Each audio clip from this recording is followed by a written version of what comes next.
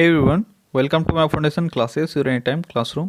तो गैस अभी चल रहा है हमारा बिहार ईएसआई यानी इन्फोर्समेंट सब इंस्पेक्टर का टेस्ट सीरीज। इसी सीरीज में आज हम लोग करने जा रहे हैं एक और सेट। और अगर आप चैनल पे न्यू हो तो चैनल को सब्सक्राइब कर लो और वीडियो को स्टार्ट करने से पहले एक लाइक कर दो यार। और जो भी आपके फ्रेंड्स हैं सबको बुला लो जल्दी से, ताकि हम लोग सब मिलके सेट शुरू कर सकें। तो चलिए स्टार्ट करते हैं आज का सेट। तो आज का हमारा पहला क्वेश्चन है, एक लड़की झूले में बैठकर झूल रही है। यदि लड़की एकाएक खड़ी हो जाए तो दोलन काल क्या होगा, यानी जो ऑसिलेशन टाइम पीरियड है, ठीक है, वो क्या होगा ये आपको बताना है। अगर कोई लड़की झूले में बैठकर झूल रही है और वो खड़ी हो जाए तो इसका ऑसिलेशन पीरियड जो है वह कम हो जाएगा, ठीक है। अगला क्वेश्चन है, गतिमान वस्तु में होती है। गतिमान वस्तु में कैसा ऊर्जा आपको देखने को मिलेगा? स्थितिज, भूतापीय, जल विद्युत। तो दो ही चीज में आपको कन्फ्यूजन होता है। तो गतिमान है तो गतिज ऊर्जा होगा, ठीक है। अगला क्वेश्चन है, जब किसी गतिमान पिंड की गति दोगुनी हो तब लगने वाला समय होगा यदि दूरी अपरिवर्तित है। आसान सा क्वेश्चन है। क्या बोला जा रहा है? कोई भी मूविंग बॉडी है और उसका वेलोसिटी दोगुनी हो जाए। आपको पता है कि वेलोसिटी अगर मैं v1 और v2 लिखूं, ठीक है, वेलोसिटी का अगर रेशियो 1:2 है तो टाइम पीरियड का रेशियो हो जाएगा 2:1, ठीक है। यानी टाइम और वेलोसिटी एक दूसरे से इन्वर्सली प्रोपोर्शनल होता है। तो अगर गति इसका दोगुना हो रहा है तो इसका स्पीड जो है इसका टाइम जो है वह आधा हो जाएगा।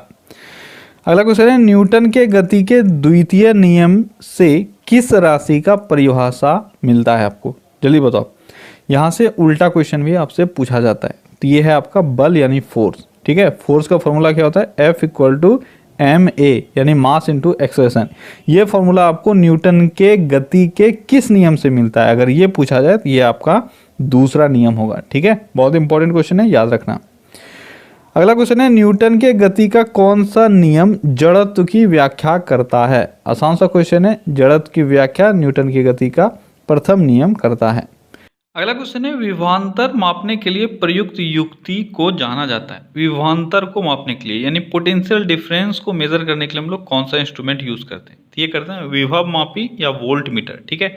इसको वोल्टा मीटर से कंफ्यूज मत करना। कई बार मैं भी कंफ्यूज कर गया हूँ, ठीक है। तो आपको याद रखना है वोल्ट मीटर अलग है और वोल्टा मीटर अलग है। वोल्टा मीटर से हम लोग अमाउंट ऑफ करंट मापते हैं, वहीं पे वोल्ट मीटर से हम लोग पोटेंशियल डिफरेंस यानी विभवांतर मापते हैं, ठीक है। इस दोनों में आपको कंफ्यूज नहीं होना है। क्लियर है? तो आपका आंसर ए विभव मापी होगा। अगला क्वेश्चन है, वेंटुरी मीटर से क्या मापा जाता है? वेंटुरी मीटर से क्या मापते हैं हम लोग? हम लोग मापते हैं द्रव्य का प्रवाह, ठीक है। फ्लो ऑफ एनी फ्लूइड हम लोग किसी से मेजर करते हैं? वेंटुरी मीटर से। अगला क्वेश्चन है, एंगस्ट्रॉम क्या मापता है? यानी एंगस्ट्रॉम किस चीज का यूनिट है ये आपको बताना है। तो एंगस्ट्रॉम किसका यूनिट है? यह तरंगदैर्घ्य या वेवलेंथ का, ठीक है। और इसको कैसे हम लोग रिप्रेजेंट करते हैं? ए और इसके ऊपर इस तरह से एक 0 लगाते हैं। अगला क्वेश्चन है, टैकोमीटर वह उपकरण है जिससे मापा जाता है। टैकोमीटर से क्या मेजर करते हैं हम लोग? टैकोमीटर किस चीज को मेजर करने का एक उपकरण है? यह है चाल, ठीक है। जो गाड़ी वगैरह है, ठीक है, जो भी व्हीकल्स हैं उनका चाल हम लोग टैकोमीटर से मेजर करते हैं। अगला क्वेश्चन है, पृथ्वी वायुमंडल को किस प्रकार पकड़े रहती है? पृथ्वी वायुमंडल को किस प्रकार पकड़े रहती है? यह पकड़े रहती है गुरुत्वाकर्षण बल से, ठीक है। गुरुत्वाकर्षण बल के कारण ही जो वायुमंडल एटमॉस्फेयर है वो पृथ्वी की तरफ अट्रैक्टेड रहता है। अगला क्वेश्चन है, एक लड़के का भार पृथ्वी पर 600 न्यूटन है तो इसका चंद्रमा पर भार क्या होगा? तो पृथ्वी पर अगर भार 600 न्यूटन है तो इसका 1/6 हो जाएगा चंद्रमा पर, यानी चंद्रमा पर इसका 100 न्यूटन होगा, ठीक है। अगला क्वेश्चन है, न्यूटन पर किग्रा मात्रक है। न्यूटन प्रति किग्रा किसका मात्रक है ये बताओ?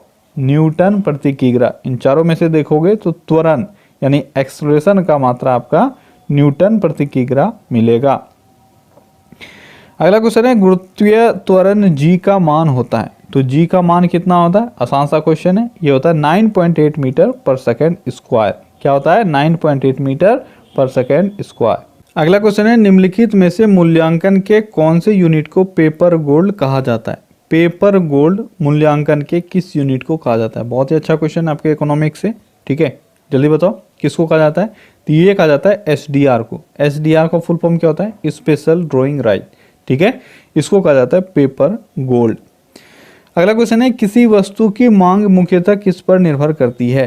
किसी वस्तु की मांग मुख्यतः किस पर निर्भर करती है? किस पर करती है? यह करती है खरीदने की शक्ति पर। अगला क्वेश्चन है, बैंक दर वह दर है जिस पर। तो बैंक दर क्या है, यानी बैंक रेट क्या है? पहले ही मैंने आपको बताया, जल्दी बताओ क्या है बैंक रेट। तो बैंक रेट वह दर है जिस पर देश का केंद्रीय बैंक वाणिज्य बैंकों को ऋण देता है। अगला क्वेश्चन है, अर्थशास्त्र में आधार संरचनात्मक सुविधाओं को निम्नलिखित में से किस रूप में माना जाता है? तो अर्थशास्त्र में यानी इकोनॉमिक्स में जो भी बेसिक स्ट्रक्चरल जो भी सुविधा प्रदान किया जाता है, ठीक है, उसको सामाजिक ऊपरी लागत पूंजी के रूप में जाना जाता है। अगला क्वेश्चन है, भारत सरकार ने सभी वाणिज्यिक बैंकों के लिए यह बाध्यकारी कर दिया है कि वे सरकारी प्रतिभूतियां खरीदने के लिए अपनी नकदी का कुछ अंश खर्च करें। इसको निम्नलिखित में से क्या कहा जाता है? बहुत ही अच्छा क्वेश्चन, जल्दी बताओ क्या कहा जाता है इसको? इसको कहा जाता है सांविधिक नकदी अनुपात। क्या कहा जाता है? सांविधिक नकदी अनुपात। क्या है ये सांविधिक नकदी अनुपात? ये भारत सरकार के द्वारा जितने भी कॉमर्शियल बैंक्स हैं, ठीक है, उनके लिए यह एक तरह से आप बोल सकते हो कंपलसरी कर दिया गया है कि जो सरकारी प्रतिभूतियां हैं, ठीक है, जो भी गवर्नमेंट शेयर्स हैं, उनको वो खरीदे और उसके लिए खरीदने के लिए वह अपने नकदी का कुछ चीज़ें जो है, कुछ अंश जो है वह खर्च करे। ठीक है, क्या कहा जाता है इसको? सांविधिक नकदी अनुपात, या इसको SLR भी कहते हैं, यानी स्टैट्यूटरी लिक्विडिटी रेशियो। ठीक है, अगला क्वेश्चन है, से का बाजार नियम निम्नलिखित में से किसको मानता है? से का बाजार नियम बहुत ही फेमस क्वेश्चन। से का बाजार नियम किसको मानता है? तो से का बाजार नियम कहता है कि पूर्ति अपनी मांग स्वयं उत्पन्न करता है। ठीक है, क्या कहता है? कि पूर्ति अपनी मांग स्वयं उत्पन्न करती है। ये किसका कहना है? यह से के बाजार नियम का कहना है। अगला क्वेश्चन है, किस पूर्व भारतीय कप्तान को औपचारिक तौर पर भारतीय क्रिकेट कंट्रोल बोर्ड का अध्यक्ष चुन लिया गया? तो अभी भारतीय क्रिकेट कंट्रोल बोर्ड यानी BCCI के अध्यक्ष कौन है? ये हैं सौरव गांगुली। अगला क्वेश्चन है, भारत की संचित निधि में से राज्य के राजस्व के सहायता अनुदान को नियंत्रित करने वाले सिद्धांतों की सिफारिश कौन सा प्राधिकरण करता है? कौन सा प्राधिकरण करता है? जल्दी बताओ कौन सा प्राधिकरण है वो है वित्त आयोग। ठीक है, क्या करता है वित्त आयोग? तो संचित निधि में से राज्यों के राजस्व के सहायता अनुदान को नियंत्रित करने वाले सिद्धांतों की सिफारिश का प्राधिकरण वित्त आयोग करता है। अगला क्वेश्चन है, किस कर का बंटवारा केंद्र सरकार राज्य सरकार से नहीं करता है? केंद्र सरकार राज्य सरकार से कौन से कर का बंटवारा नहीं करता है? कौन सा है ये है सेवा कर यानी सर्विस टैक्स। अगला क्वेश्चन है, किसी कर का लक्षण समस्तर इक्विटी यानी हॉरिजॉन्टल इक्विटी होती है यदि उसकी देयता हो। बहुत ही अच्छा क्वेश्चन, यहाँ से अभी आपका बजट भी पास हुआ है। ठीक है, ये एक बहुत ही इंपॉर्टेंट कॉन्सेप्ट है, इसको समझना। ठीक है, दो टर्म होता है, एक होता है हॉरिजॉन्टल इक्विटी और एक होता है वर्टिकल इक्विटी। ठीक है, अब यहाँ से ये टर्म समझो। हॉरिजॉन्टल इक्विटी का मतलब होता है कि जिस हिसाब से आपका इनकम हो उसी हिसाब से आपका टैक्स लगे और सभी के लिए एक तरह का टैक्स हो। यानी इसको हम लोग बोल सकते हैं कि इनकम के प्रपोर्शन में जब टैक्स लिया जाता है तो उसको हम लोग हॉरिजॉन्टल इक्विटी बोलते हैं। फॉर एग्जांपल, अगर आपका इनकम 100 रुपया है और 5% टैक्स लग रहा है तो 100 रुपया पे 5 रुपया टैक्स लग गया। यही अगर इनकम आपका 1000 है तो 50 रुपया लग गया। ठीक है, यानी 1000 वाले इनकम वाले लोगों के लिए और 100 इनकम वाले लोगों के लिए कोई भेदभाव नहीं किया गया है। ठीक है, ये चीज समझ में आया। लेकिन वर्टिकल इक्विटी में टैक्स का क्या कंडीशन होता है? वर्टिकल इक्विटी में टैक्स का कंडीशन होता है जिस तरह से आपका इनकम बढ़ेगा उसी तरह से टैक्स भी बढ़ेगा। जैसे जिसके पास 100 रुपया इनकम था जिसका, उसको मैंने 5% टैक्स लगाया। लेकिन अगर इनकम 1000 है तो उस पर मैंने 10% टैक्स लगा दिया। इसका मतलब ये हुआ कि जिसके पास ज़्यादा इनकम उसके पास ज़्यादा टैक्स देना पड़ेगा उसको। ठीक है, समझ में आया? जैसे इंडिया में अभी है, इंडिया में अभी कौन सा अगर आपसे पूछा जाए टैक्स सिस्टम है, हॉरिजॉन्टल या वर्टिकल इक्विटी, तो ये आपका वर्टिकल इक्विटी हो जाएगा। क्योंकि यहाँ पे अगर आप लोगों का इनकम बढ़ता है उस हिसाब से टैक्स भी आपको अधिक देना होता है। ठीक है, तो यहाँ पे आपका हॉरिजॉन्टल इक्विटी पूछा जा रहा था और हॉरिजॉन्टल इक्विटी मतलब हो गया कि करदाताओं की आय के समानुपातिक में या समानुपातिक उनका टैक्स हो। ठीक है, दोनों बहुत इंपॉर्टेंट है, समझना इसको। अगला क्वेश्चन है, पट्टे पर देने वाली कंपनी निम्नलिखित में से क्या चीजें उपलब्ध कराती है? पट्टे यानी लीज पर, तो इन चारों में से ऐसा कौन सा चीज है जो आपको लीज पर मिलता है? तो क्या मिलता है? लीज पर आपको किराए पर कार्यस्थल का स्थान प्रोवाइड किया जाता है। ठीक है, तो इसमें से आपका ऑप्शन सी सही हो जाएगा। अगला क्वेश्चन है, कौन से प्रसिद्ध भारतीय नेता सीमांत गांधी के रूप में जाने जाते हैं? सीमांत गांधी या फ्रंटियर गांधी के रूप में हम लोग किनको जानते हैं? तो ये जानते हैं खान अब्दुल गफ्फार खान को। खान अब्दुल गफ्फार खान को हम लोग फ्रंटियर गांधी के नाम से जानते हैं और ये पाकिस्तान से बिलोंग करते हैं। अगला क्वेश्चन, द्वितीय विश्व युद्ध के समय ब्रिटेन का प्रधानमंत्री कौन था? सेकेंड वर्ल्ड वॉर के टाइम में ब्रिटेन का प्रधानमंत्री कौन था? ये था विंस्टन चर्चिल। कौन था? Winston Churchill.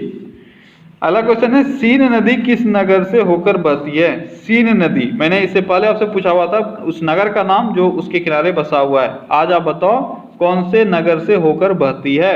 जल्दी बताओ, आप सभी को याद है तो कौन सी नगर है वो है पेरिस। मैंने बताया था पेरिस का सीन बहुत अच्छा होता है, पेरिस का सीन बहुत अच्छा होता है, तो पेरिस सीन नदी के किनारे है। अगला क्वेश्चन है, गोबी मरुस्थल है, तो गोबी मरुस्थल कहाँ है ये आपको बताना है। गोबी मरुस्थल कहाँ है, जल्दी बताओ। तो गोबी मरुस्थल है चीन में। ठीक है, चीन और मंगोलिया के बीच स्थित है गोबी मरुस्थल, लेकिन मैक्सिमम पार्ट जो है वो चीन में अवस्थित है इसका। अगला क्वेश्चन, स्वेज नहर जोड़ती है, स्वेज नहर किसको किसको जोड़ती है ये आपको बताना है, जल्दी बताओ। स्वेज नहर, तो आसान सा क्वेश्चन है, भूमध्य सागर को लाल सागर से जोड़ती है स्वेज नहर। ठीक है, अच्छा मैंने स्वेज नहर से आपको कुछ और भी बताया था, क्या आपको याद है? अच्छा एक ही चीज बता दो आप, इसका राष्ट्रीयकरण कब हुआ था? ये मैंने वन लाइनर में बहुत अच्छे से बताया हुआ है और आई होप कि आप सभी को याद होना चाहिए और याद होगा। इसका राष्ट्रीयकरण कब हुआ था ये आप कमेंट में मुझे बताओ, देखता हूं किनको किनको आता है। अगला क्वेश्चन है, बिहार राज्य अवस्थित है निम्न देशांतरों के मध्य। बिहार राज्य अवस्थित है किन देशांतरों के बीच में?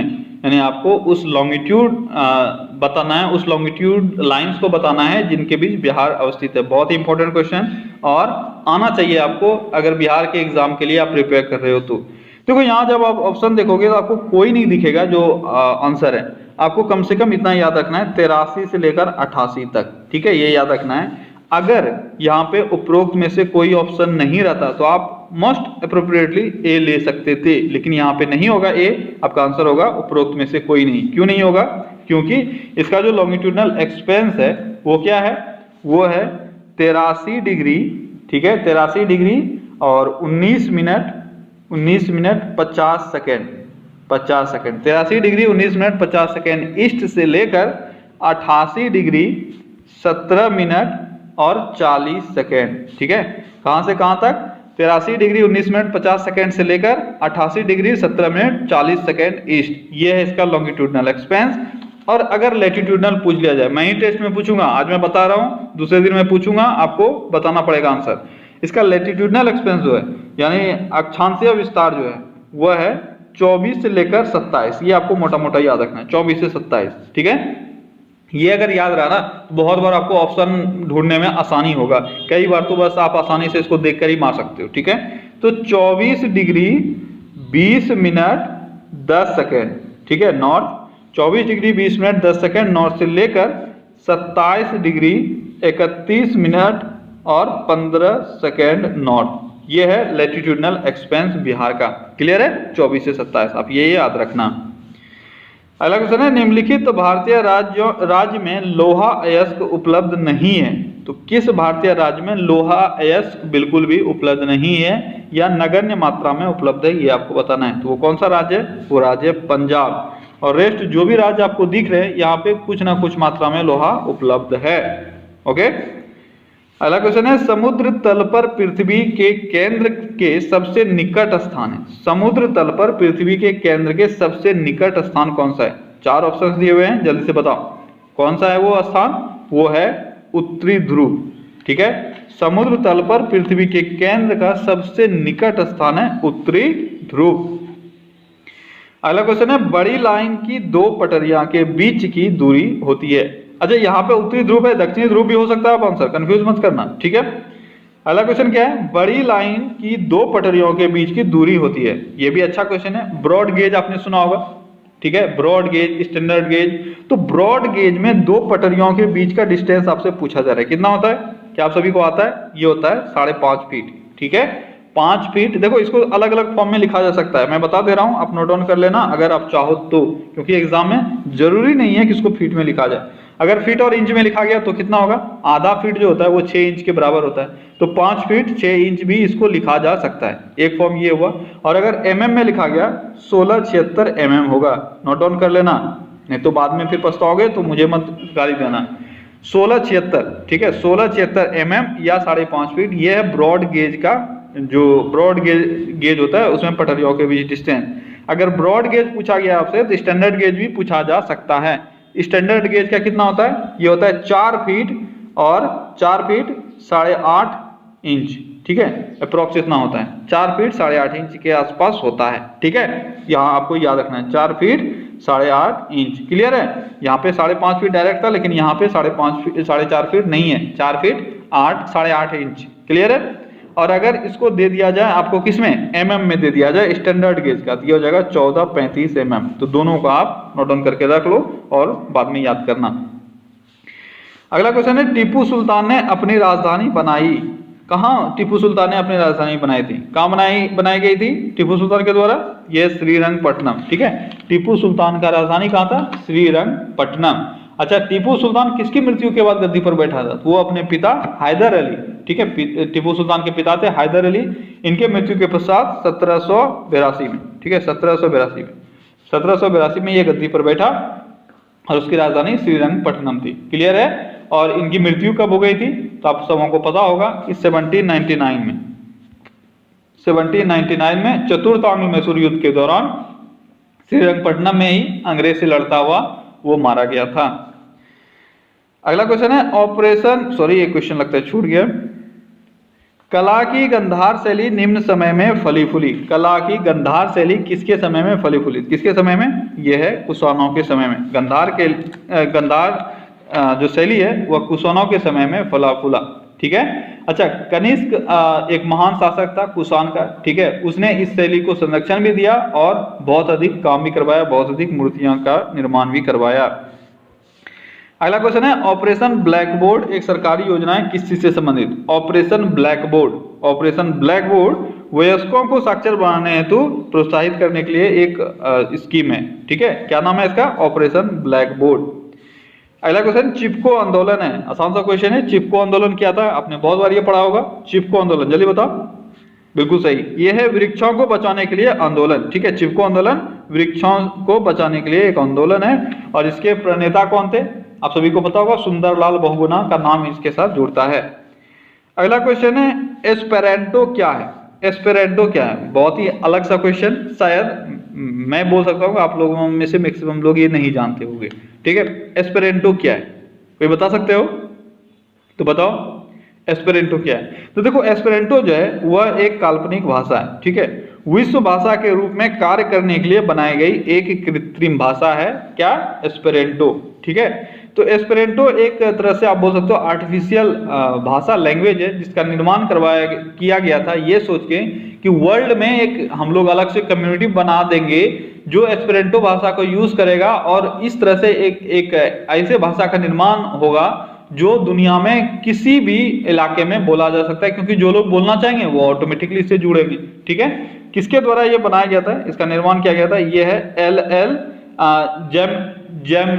जेमनेहोफ, इस टाइप का नाम था इनका, ठीक है, एल जेमनेहोफ, यही आप याद रखो, जेमनेहोफ ही नाम था इनका, एल जेमनेहोफ, ठीक है। इन्होंने इसका निर्माण किया था इस भाषा का और ईयर था 1887, ठीक है, 1887 इसमें इस भाषा का निर्माण हुआ था जिसका नाम था एस्पेरेंटो। तो क्या हो जाएगा एस्पेरेंटो, विश्व भाषा, देख रहे हो, इंटरनेशनल लैंग्वेज के रूप में कार्य करने के लिए बनाई गई एक कृत्रिम भाषा। अगला क्वेश्चन है इंडिया विंस फ्रीडम के लेखक कौन है, कौन नहीं जानता है इंडिया विंस फ्रीडम के लेखक, बिल्कुल सही, इसके लेखक हैं अबुल कलाम आजाद। कौन है, अबुल कलाम आजाद। अगला क्वेश्चन है वह भाषा जो भारत में हिंदी के बाद वक्ताओं की दूसरी सबसे अधिक संख्या बोली जाने वाली भाषा है वह है। अब देखो ये क्वेश्चन आपको गलत करवा सकता है, ठीक है, अगर मैं अभी यहाँ पे आंसर आपको बता दूं और आगे बढ़ जाऊं तो आप एग्जाम में 100% गलती करके आओगे। क्योंकि ये प्रीवियस ईयर का क्वेश्चन है और बीपीएससी का क्वेश्चन है और वहां पे इसको गलत नहीं माना गया, क्योंकि बोला गया कि हिंदी के बाद पूछा गया है और जरूरी नहीं है कि वो हिंदी के जस्ट बाद ही हो, हिंदी के बाद दूसरा भाषा कौन सा है, इस तरह से उन्होंने सेंस इसको एक्सप्लेन किया। यहाँ पे आपको आंसर सही सही तरीके से करना है। तो कौन सा भाषा है वो? अब ये भाषा जो है, देखो आप याद रखना, हिंदी के बाद सेकंड पोजीशन पे है बंगाली, ठीक है, तीसरे पोजीशन पे मराठी, पहले तीसरे पोजीशन पे कौन सा? तेलुगु था, लेकिन अब तीसरे पोजीशन पे मराठी आ चुका है, और इसके बाद चौथे पोजीशन पे तेलुगु और पांचवें पोजीशन पे तमिल, ठीक है। ये 5 आपको याद रखना है। तो अब देखो इसमें लिस्ट में से कौन सबसे ऊपर है, तो सबसे ऊपर कौन सा हो जाएगा? हिंदी के बाद बांग्ला, बांग्ला के बाद मराठी, तो यहाँ पे का आंसर हो जाएगा मराठी। क्लियर है? अगला क्वेश्चन है, लाइफ डिवाइन नामक पुस्तक के लेखक कौन है? लाइफ डिवाइन नामक पुस्तक के लेखक कौन है? कौन है? ये है अरविंद घोष। अगला क्वेश्चन, लक्षद्वीप टापू अवस्थित है, लक्षद्वीप टापू भारत के किस भाग में अवस्थित है? ये आपको बताना है, जल्दी बताओ। लक्षद्वीप, तो ये दक्षिण पश्चिम भारत में अवस्थित है। कहाँ है? दक्षिण पश्चिम भारत में। जो भी आपके ऑप्शंस में है उसमें से सबसे एप्रोप्रिएट कौन है? दक्षिण पश्चिम भारत, यहाँ पे अवस्थित है लक्षद्वीप। अगला क्वेश्चन है, महारानी विक्टोरिया को भारत की सम्राज्ञी कब नियुक्त किया गया? महारानी विक्टोरिया कब बन गई भारत की रानी? जल्दी बताओ, कब बन गई? तो ये है 1877। कब है? 1877 में भारत की सम्राज्ञी बन गई थी। कौन? रानी विक्टोरिया। और इस वक्त ब्रिटिश पीएम कौन थे? ये थे बेंजामिन डिसरेली। कौन थे? बेंजामिन डिसरेली। ये भी याद रखना आप, ये भी पूछा जाता है, ठीक है। 1877 में विक्टोरिया बन गई भारत की सम्राज्ञी, बहुत इंपॉर्टेंट है, याद रखना, ठीक है। अगला क्वेश्चन है, भारत में जन्मे 2 अमेरिकी नागरिक जिन्हें विज्ञान के क्षेत्र में नोबेल पुरस्कार मिला है। तो जो भी आपके ऑप्शंस हैं इसमें से आपको वो बताना है, वो अमेरिकी नागरिक जो भारत में जन्मे थे और उनको नोबेल भी मिला है। तो कौन से 2 नागरिक हैं? वो है हरगोविंद खुराना और एस चंद्रशेखर। कौन है? हरगोविंद खुराना और एस चंद्रशेखर, ठीक है। एस चंद्रशेखर का पूरा नाम है सुब्रमण्यम चंद्रशेखर।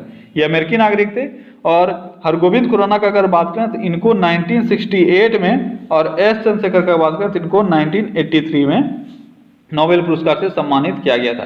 क्लियर है? और हरगोविंद खुराना को किस क्षेत्र में? हरगोविंद खुराना को चिकित्सा के क्षेत्र में, और सुब्रमण्यम को यानी एस चंद्रशेखर को किस क्षेत्र में? तो भौतिकी के क्षेत्र में यानी फिजिक्स के क्षेत्र में इनको नोबेल पुरस्कार से सम्मानित किया गया था। तो ये तीनों चीजें आपको याद रखनी है। अगला क्वेश्चन है, परमाणु ऊर्जा में भारतीय कार्यक्रम के जनक हैं। परमाणु ऊर्जा में भारतीय कार्यक्रम के जनक कौन है? ये हैं होमी जहांगीर भाभा। कौन है? होमी जहांगीर भाभा। 19 दिसंबर 1945 को इन्होंने मुंबई के Tata fundamental research institute, Mumbai में टाटा फंडामेंटल रिसर्च इंस्टीट्यूट की स्थापना की। उसके बाद 1948 में, ये 2 चीजें हैं आपको याद रखना, 1948 में इन्होंने किस चीज की स्थापना की? तो परमाणु ऊर्जा आयोग की स्थापना की। 2 चीजें हैं इनसे रिलेटेड जो पूछे जाते हैं। अगला क्वेश्चन है, अंतरिक्ष विज्ञान पर अनुसंधान और विकास का श्रेय जाता है। अंतरिक्ष विज्ञान पर अनुसंधान और विकास का श्रेय किसको जाता है? ये आपको बताना है। किसको जाता है? ये जाता है वी साराभाई को, विक्रम साराभाई को। किसको जाता है? विक्रम साराभाई को। भारत में अंतरिक्ष कार्यक्रम की शुरुआत कब हुई थी? ये हुई थी 1962 में। देखो जो पॉइंट्स मैं बताता हूँ उसको भी आपको अच्छे से याद रखना है। 1962 में यहाँ का अंतरिक्ष कार्यक्रम शुरू हुआ था और वैज्ञानिक जो विक्रम साराभाई थे, ठीक है, उन्होंने इसकी अध्यक्षता की थी। और इनके अनुसार ही इस समिति का फिर से पुनर्गठन हो गया 1969 में, और इसरो की भी स्थापना हुई। इसरो की स्थापना कब हुई थी? 1969 में। क्लियर है? अगला क्वेश्चन, पास्चुराइजेशन एक प्रक्रिया है। पास्चुराइजेशन एक प्रक्रिया है, किस तरह से प्रक्रिया? आप ये तो जानते हो दूध को प्रोटेक्ट करने के लिए पास्चुराइजेशन प्रक्रिया अपनाई जाती है, लेकिन इसमें होता क्या है? इसमें क्या करते हैं हम लोग पास्चुराइजेशन, बताओ। इसमें दूध को पहले बहुत देर तक गर्म किया जाता है और फिर एक निश्चित समय में अचानक ठंडा कर दिया जाता है। ये हुआ एक ब्रॉड एक्सप्लेनेशन पास्चुराइजेशन का, ठीक है। और इसमें 2 तरह के पास्चुराइजेशन भी होते हैं, एक जो तुरंत से गर्म करके बहुत हाई टेम्परेचर पे करते हैं, एक जो नॉर्मली करते हैं, तो वो कभी मैं बताऊंगा। अगला क्वेश्चन है, एम्फीबिया बताता है। एम्फीबिया क्या है? क्या आपको बताता है एम्फीबिया? तो एम्फीबिया वैसे पशु हैं जो जल एवं स्थल दोनों पर रह सकते हैं।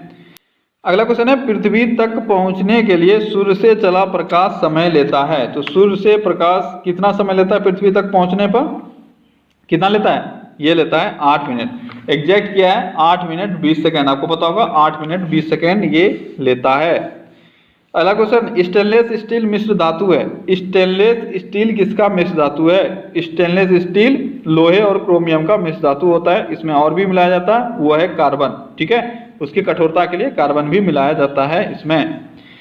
अगला क्वेश्चन है, भौतिक परिवर्तन का एक उदाहरण यानी फिजिकल रिएक्शन। फिजिकल रिएक्शन का निम्न में से कौन सा एक उदाहरण है? तो ये है पानी में चीनी का घुलना। और फिर से ये जब आप इसको क्या करते हो, आप जब पानी को सुखाते हो तो फिर से आपको चीनी मिल जाएगा। ठीक है, लेकिन जो भी रेस्ट है, जैसे मोमबत्ती का जलना, मोमबत्ती का जलना कैसा रिएक्शन है, क्या आप बता सकते हो? मोमबत्ती का जलना केमिकल रिएक्शन और फिजिकल रिएक्शन दोनों है। ठीक है।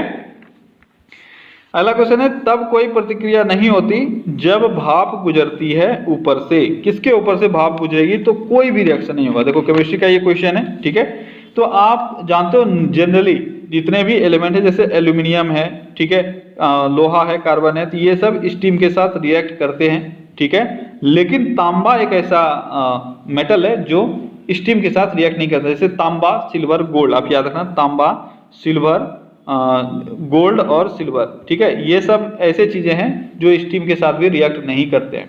और अगर आपसे कभी पूछ लिया जाए कि कोई भी मेटल स्टीम के साथ रिएक्ट करके क्या बनाता है, तो ये बनाता है ऑक्साइड और क्या बनाता है? हाइड्रोजन। ठीक है, ऑक्साइड और हाइड्रोजन ये बनाता है। जैसे मान लो एल्यूमिनियम अगर रिएक्ट कर गया तो ये एल्यूमिनियम ऑक्साइड बना देगा। ठीक है, और हाइड्रोजन का निर्माण करेगा। ये आपको याद रखना है। यहाँ आंसर क्या हो जाएगा? यहाँ आंसर हो जाएगा तांबा। अगला क्वेश्चन है, वैज्ञानिक इवान पावलोव किस क्षेत्र में अपने कार्यों के लिए जाने जाते हैं? इवान पावलोव किस क्षेत्र से संबंधित है? ये है प्रायोगिक मनोविज्ञान से संबंधित। इवान पावलोव ये मनोवैज्ञानिक थे। अगला क्वेश्चन है, निकोलस कोपरनिकस प्रसिद्ध थे। निकोलस कोपरनिकस किस लिए प्रसिद्ध थे? निकोलस कोपरनिकस, आपको पता होगा कोपरनिकस ने क्या किया था? यह बताने के लिए कि ग्रह सूर्य के चारों ओर चक्कर लगाते हैं, न कि पृथ्वी के। तो इन्होंने ही, कोपरनिकस ने ही सबसे पहले यह बताया कि ग्रह जो है वह सूर्य के चारों ओर चक्कर लगाते हैं। अगला क्वेश्चन है, जंतर मंतर का निर्माण किया था। आसान सा क्वेश्चन है, आप सभी को आता होगा, बताओ जल्दी।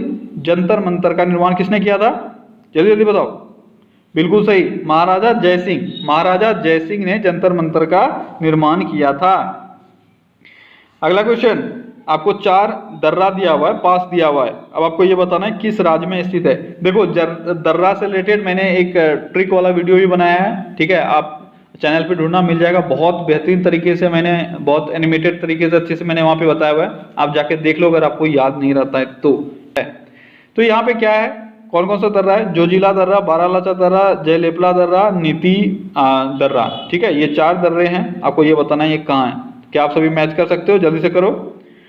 तो जोजिला दर्रा जो है यह है जम्मू कश्मीर में। बारालाचा दर्रा जो है यह है हिमाचल प्रदेश में। जयलेपला दर्रा जो है यह है सिक्किम में। और नीति दर्रा है उत्तराखंड में। तो आपका सही आंसर कौन सा हो जाएगा? कौन सा हो जाएगा? ए, सी हो जाएगा आपका सही आंसर। ठीक है, सी हो जाएगा आपका सही आंसर। तो आप एक बार वहां से वीडियो देखकर याद कर लेना, मैं यहाँ पे टाइम वेस्ट नहीं कर रहा हूँ। अगला क्वेश्चन है, भारत सरकार के राजस्व का प्रधान स्रोत है। भारत सरकार के राजस्व का प्रधान स्रोत क्या है? हमारी सरकार का राजस्व का प्रधान स्रोत जो है वह है अप्रत्यक्ष कर। क्या है? अप्रत्यक्ष कर। अगला क्वेश्चन है, पंचवर्षीय योजना की कौन सी अवधि सत्य नहीं है? पंचवर्षीय योजना से रिलेटेड कौन सा एक ऐसा टाइम पीरियड है जो सही नहीं है? तो प्रथम पंचवर्षीय योजना 1951 से 1956 ये सही है। द्वितीय पंचवर्षीय योजना 56 से 61 ये भी सही है। तीसरा 61 से 66 ये भी सही है। तो चतुर्थ वाला गलत है, क्योंकि आपको पता है 66 से 69 ये अवकाश था।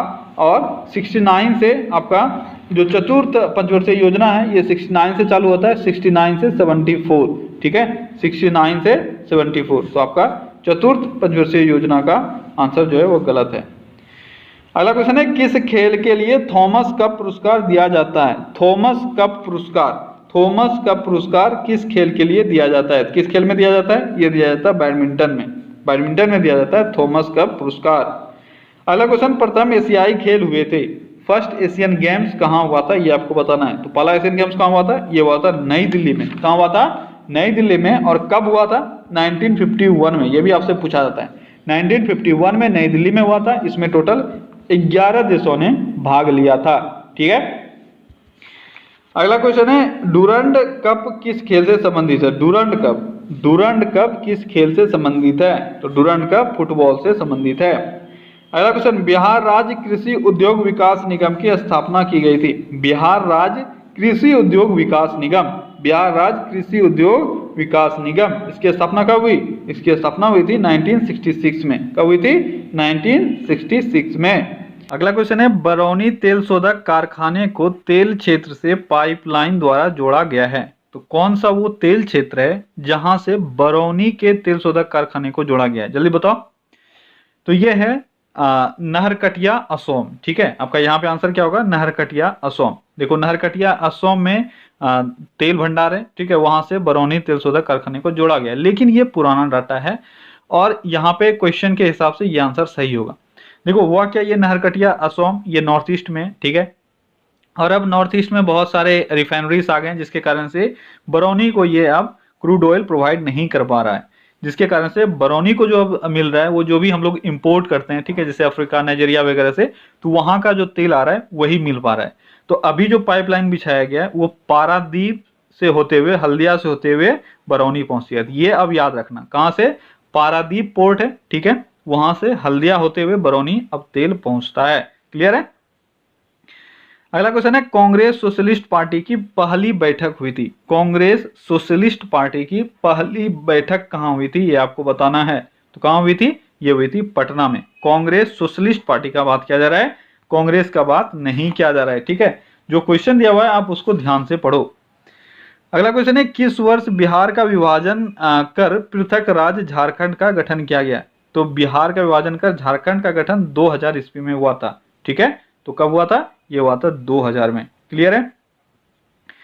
अगला क्वेश्चन है, बिहार शतरंज संघ की स्थापना किस वर्ष की गई? बिहार शतरंज संघ, बिहार शतरंज संघ की स्थापना 1968 में हुई। कब हुई? 1968 में। अगला क्वेश्चन है, बिहार में वर्ष 1857 की क्रांति के नेता कुंवर सिंह का देहांत कब हुआ? कुंवर सिंह के देहांत का बात किया जा रहा है। बहुत ही अच्छा क्वेश्चन है बिहार से। ठीक है, आप याद रखना कि कुंवर सिंह का देहांत कब हुआ था। यह हुआ था 26 अप्रैल 1858 को। कब हुआ था? 26 अप्रैल 1858 में कुंवर सिंह का देहांत हो गया था। क्लियर है। और इनके देहांत से आप थोड़ा सा याद रखना, ठीक है, कि जब वीर कुंवर सिंह की लड़ाई हो रही थी, ठीक है, वीर कुंवर सिंह की सेना ने 23 अप्रैल 1858 को कैप्टन ली ग्रांड के नेतृत्व में आई ब्रिटिश सेना को हरा दिया था। कब? 23 अप्रैल को। किसको? तो ली ग्रांड। इनके अपोजिट में जो थे वो थे ली ग्रांड। ठीक है, लेकिन इस युद्ध में वह स्वयं भी बहुत घायल हो चुके थे, जिसके कारण से 26 अप्रैल को उनकी मृत्यु हो गई। अगला क्वेश्चन है, बिहार राज्य का क्षेत्रफल संपूर्ण भारत के क्षेत्रफल का कितना प्रतिशत है? तो बिहार राज्य का क्षेत्रफल संपूर्ण भारत के क्षेत्रफल का कितना प्रतिशत है? यह है 2.86%। कितना है? 2.86%। और ये एग्जैक्ट आपको याद रखना है, क्योंकि ऑप्शंस देखो तो बहुत कम गैप है। ठीक है। अगला क्वेश्चन है, बिहार के लिए पृथक विधान परिषद का गठन कब किया गया? बिहार के लिए पृथक विधान परिषद का गठन वर्ष 1936 में किया गया। कब किया गया? 1936 में। अगला क्वेश्चन है, मुगल साम्राज्य द्वारा जीते गए राज्यों का सही विजय क्रम बताएं। यानी मुगल साम्राज्य ने किस हिसाब से, किस ईयर में कौन सा जगह जीता, उस हिसाब से आपको अरेंज करना है। क्लियर है। सबसे पहले देखो क्या क्या ऑप्शन है, गोलकुंडा, बरार, अहमदनगर और बीजापुर। तो इनको आपको अरेंज करना है। तो यहाँ पे सही अरेंजमेंट क्या होगा? सबसे पहले इसने जीता था बरार, ठीक है, उसके बाद अहमदनगर जीता था, उसके बाद बीजापुर और फिर गोलकुंडा। ठीक है, तो आपका सही ऑप्शन हो जाएगा बी। क्लियर है। अगला क्वेश्चन है, गोगाबिल पक्षी विहार कहाँ अवस्थित है? ये मैंने पहले भी आपको बताया हुआ। गोगाबिल पक्षी विहार ये कटिहार में स्थित है। कहाँ स्थित है? कटिहार में गोगाबिल पक्षी विहार स्थित है। अगला क्वेश्चन, बिहार के किस जिले में एस्बेस्टस की खानें पाई जाती है? बिहार के किस जिले में एस्बेस्टस की खानें पाई जाती है? ये पाई जाती है मुंगेर में। कहाँ पाई जाती है? मुंगेर में आपको एस्बेस्टस मिल जाएगा। अगला क्वेश्चन है, बिहार में सोरे का प्रमुख उत्पादक जिला, सोरे का प्रमुख उत्पादक जिला बिहार में कौन सा है? तो यह है सारण। सारण जिला सोरे का प्रमुख उत्पादक है। अगला क्वेश्चन है, निम्नलिखित में से कौन सी रचना रामधारी सिंह दिनकर द्वारा रचित नहीं है? ध्यान से क्वेश्चन पढ़ो, रामधारी सिंह के द्वारा कौन सी रचना रचित नहीं है? पहला है प्राणभंग, उर्वशी, हुंकार और वर्ण रत्नाकर। यहाँ पे आपका सही आंसर होगा वर्ण रत्नाकर। तो दिनकर नहीं है, वर्ण रत्नाकर के रचयिता तो कौन है? ये हैं ज्योतिकरी ठाकुर। ठीक है, कौन है, क्या नाम है इनका? ज्योतिकरी ठाकुर, ये हैं वर्ण रत्नाकर के रचयिता। अगला क्वेश्चन है, फ्लैश बल्बों का तार इसका बना होता है। तो फ्लैश बल्बों का तार किस चीज का बना होता है? ये बना होता है मैग्नीशियम का। ठीक है, फ्लैश बल्ब का तार मैग्नीशियम का बना होता है, जिसके कारण से वह आसानी से फ्यूज नहीं होता। अगला क्वेश्चन है, भारत में निम्नलिखित में से किस राज्य को ईश्वर का अपना देश यानी गॉड्स ऑन कंट्री कहते हैं? तो वो कौन सा है जिसको हम लोग भगवान की धरती कहते हैं? ये है केरल को। केरल को हम लोग भगवानों की धरती के रूप में जानते हैं। अगला क्वेश्चन है, कौन सी पादप गृह प्रभाव यानी ग्रीन हाउस इफेक्ट के लिए प्रमुख रूप से उत्तरदायी है? तो ग्रीन हाउस गैस जो भी मेन रिस्पॉन्सिबल है ग्रीन हाउस इफेक्ट के लिए, आपको उसका नाम बताना है। तो यह है कार्बन डाइऑक्साइड। आसान सा क्वेश्चन है। अगला क्वेश्चन है, बुल्स आई किस खेल में प्रयुक्त होता है? बुल्स आई टर्म ये किस खेल में प्रयुक्त होता है? तो बुल्स आई ये शूटिंग से संबंधित शब्द है। किससे? शूटिंग से। अगला क्वेश्चन है, एक धन विधेयक कहां प्रस्तुत किया जा सकता है? मैंने धन विधेयक के बारे में आपको बताया हुआ है कि ये सिर्फ और सिर्फ लोकसभा में लाया जा सकता है, और जो लोकसभा अध्यक्ष होते हैं वो डिसाइड करते हैं कि ये बिल धन बिल है यानी फाइनेंशियल बिल है। इसके बाद राष्ट्रपति के पास सबसे पहले भेजा जाता है, राष्ट्रपति उस पर स्वीकृति जाहिर करते हैं, तभी वह लोकसभा में पेश होता है।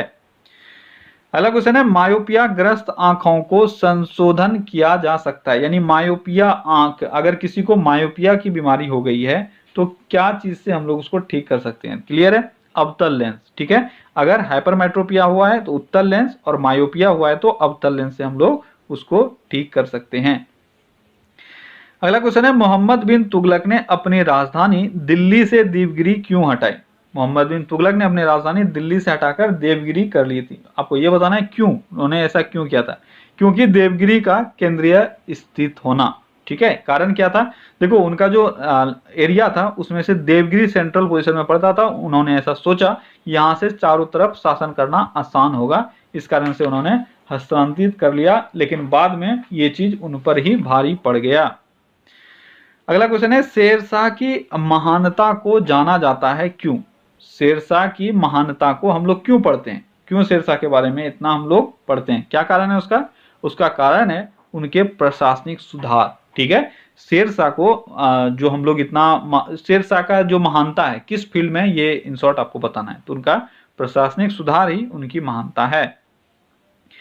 अगला क्वेश्चन है, दो स्टेटमेंट दिए हुए हैं, एक स्टेटमेंट है और दूसरा उसका कारण है। क्या है कथन? ब्रिटेन ने भारत को 1947 में आजाद किया। कारण है इसका, ब्रिटेन दूसरे विश्व युद्ध से दुर्बल हो गया था। क्या ये सही कारण है? ये आपको बताना है। तो देखो, ये बिल्कुल सही है, ए और आर दोनों सही है, और आर जो है वह ए का स्पष्टीकरण भी देता है, क्योंकि दूसरा विश्व युद्ध के बाद ब्रिटेन की क्षमता जो है वो बहुत कम हो गई थी, और उस वक्त अगर भारत कुछ बड़ा स्टेप लेता था तो उस वक्त उसकी हार ही होती। इस कारण से जो ब्रिटेन के प्रधानमंत्री थे उस वक्त कौन थे जिन्होंने भारत को आजादी दी? आपको कमेंट में मुझे बता सकते हो। उन्होंने ये फैसला लिया कि भारत को आजाद कर दिया जाना चाहिए। अगला क्वेश्चन है, कमला नदी के प्रभाव क्षेत्र के जिलों में अधिकांश हैं। कमला नदी, देखो ये क्वेश्चन फिर वही वाला चीज हो गया कि मैं आपको बता दूंगा, आपको याद रहेगा, फिर आप भूल जाओगे। यहाँ पे मैं बता देता हूँ, ठीक है, लेकिन आप मैप पे देखोगे तो आपको ज्यादा याद रहेगा। कमला नदी, देखो कमला नदी का प्रभाव क्षेत्र में जो मेनली पड़ता है वो है दरभंगा और मधुबनी। तो आपका सही आंसर हो जाएगा डी। ठीक है, चलो एक बार थोड़ा सा मैप पे देखना, अगर क्लियर ना दिखे तो समझने का कोशिश करना। ठीक है, और हो सकता है कि मैप पे आपको ज्यादा क्लियरिटी ना मिले, लेकिन थोड़ा सा लिंकअप करने का कोशिश करना। चलो एक बार मैं दिखाता हूँ। देखो ये है बिहार में बहने वाली नदियां। ठीक है, रिवर कमला। ठीक है, रिवर कमला से आपको मतलब है, और आप देख रहे हो ये है रिवर कमला। ठीक है, यहां से आप इसको दिमाग में रखने का कोशिश करना। ठीक है, लेकिन आप जब ध्यान से देखोगे तो ये एक रिवर है जो है रिवर कोसी, और इधर से एक रिवर आ रही है जो है बागमती।